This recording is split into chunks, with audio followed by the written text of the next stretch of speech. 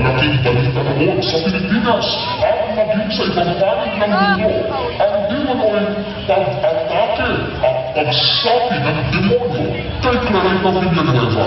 Isang pasto ang tumulong sa kanya. Tingnan mo ang krus ng Panginoon!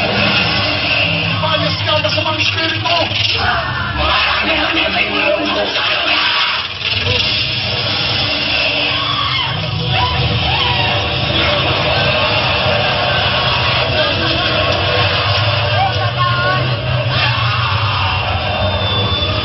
Sino ka?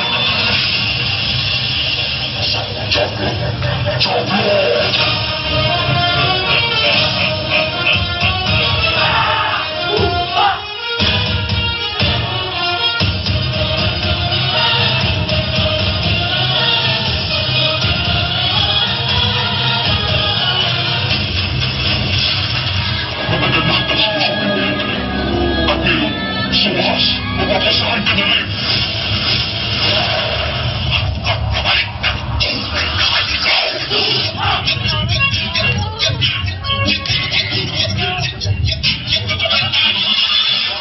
Ako na ang may-ari sa kanya.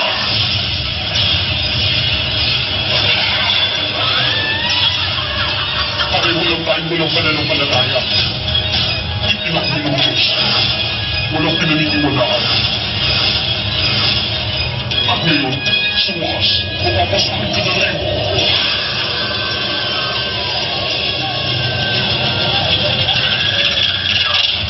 Sino nakapasok sa'yo?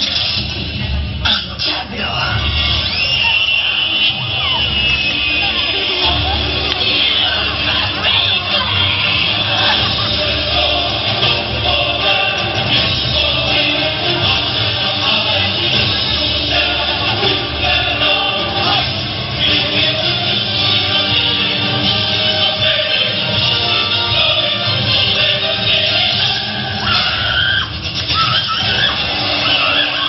Bisaya mo ang babaeng yun! Hindi mo sinuhula. Tinatawagan mo ang espiritu loob sa babaeng ito. Magpakilala ka! Inutusan kita. Iwan mo ang katawan ng babaeng ito sa ngalan ng Ama, ng Anak, at ng Espiritu Santo. Mahihirapan ka. Ang tatag namin ipagpapatuloy ang pakipagmulahan sa mga puntong na kanalang. At Panginoon, pagkat ang kalaban ko'y nagkalat at sinumang nagagamit sa kanya ay nagkakalalayan.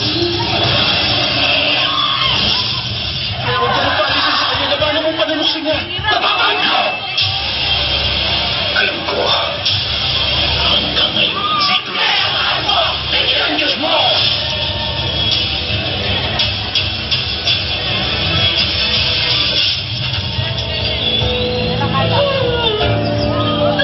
Tulungan mo ako! Maawa ka sa akin! Hindi ko maaaring talikuran ng pananampalataya ko. Hindi ko maaaring talikuran ng Diyos ko. Akin ang Diyos mo!